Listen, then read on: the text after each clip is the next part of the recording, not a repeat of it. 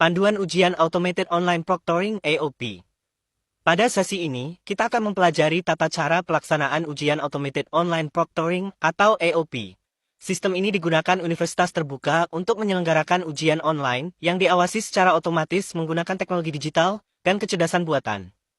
Apa itu AOP? Automated Online Proctoring atau AOP merupakan sistem pengawasan ujian online yang menggunakan teknologi Artificial Intelligence atau kecerdasan buatan.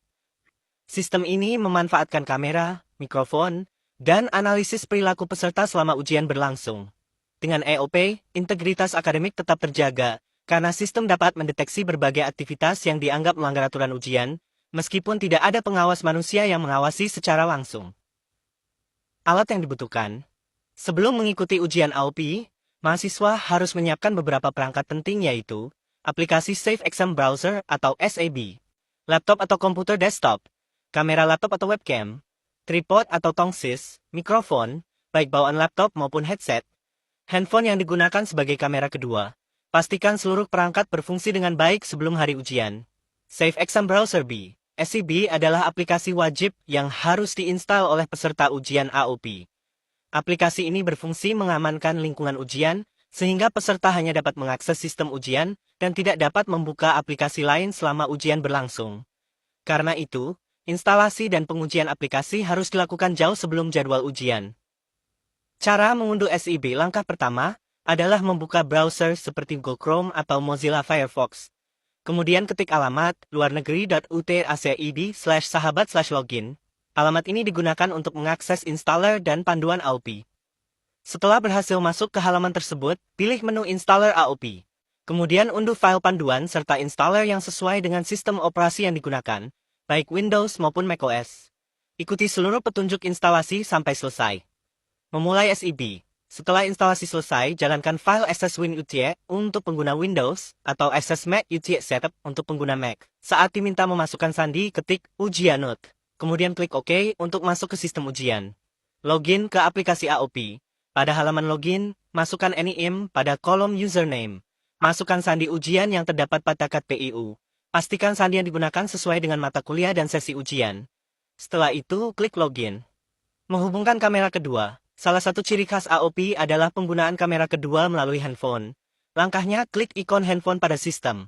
Akan muncul QR Code. Scan QR Code tersebut menggunakan handphone yang akan digunakan sebagai kamera kedua. Pengaturan handphone. Setelah QR Code dipindai, aktifkan fitur Auto Rotate. Berikan izin akses kamera dan mikrofon pada aplikasi. Tanpa izin tersebut, sistem tidak dapat melakukan pemantauan selama ujian. Posisi kamera kedua. Handphone harus ditempatkan sekitar 2 meter dari peserta. Posisinya berada di samping kanan atau kiri dengan sudut kurang lebih 150 derajat. Pastikan kamera dapat menangkap seluruh tubuh peserta, meja kerja, laptop atau monitor, area di bawah meja. Posisi kamera ini sangat penting untuk kelancaran validasi. Validasi peserta. Sebelum ujian dimulai, peserta harus melakukan validasi wajah. Pastikan wajah terlihat jelas pada kotak yang tersedia. Ikuti seluruh instruksi yang muncul pada layar. Jika validasi gagal, biasanya disebabkan foto peserta yang tidak sesuai atau kualitas foto yang kurang baik. Mengganti foto peserta.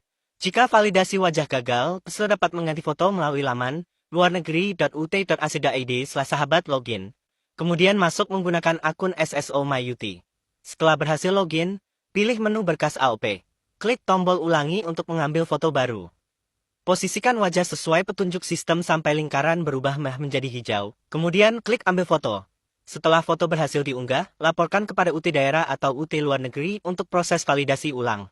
Refresh setelah validasi. Setelah foto divalidasi oleh UT, peserta cukup menekan tombol refresh dan melakukan login kembali. Selanjutnya, proses validasi dapat dilakukan ulang. Validasi identitas dan keberadaan. Tahap berikutnya adalah validasi identitas dan keberadaan peserta. Klik tombol Capture untuk verifikasi identitas. Kemudian klik Start untuk verifikasi keberadaan peserta sesuai instruksi sistem. Validasi video, peserta juga akan diminta melakukan validasi video 360 derajat. Klik Start dan ikuti seluruh instruksi yang muncul pada layar. Tujuannya untuk memastikan lingkungan ujian sesuai ketentuan.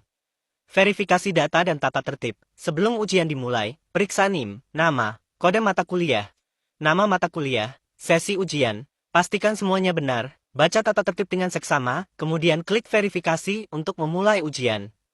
Pengerjaan soal, saat ujian berlangsung, pilih nomor soal yang ingin dikerjakan. Baca soal dengan teliti, pilih jawaban yang paling tepat. Peserta dapat berpindah antar nomor soal selama waktu ujian masih tersedia. Petunjuk menjawab soal. Jika ada keraguan mengenai cara menjawab soal, peserta dapat membuka menu petunjuk menjawab soal ujian. Bacalah petunjuk tersebut dengan seksama sebelum melanjutkan pengerjaan soal.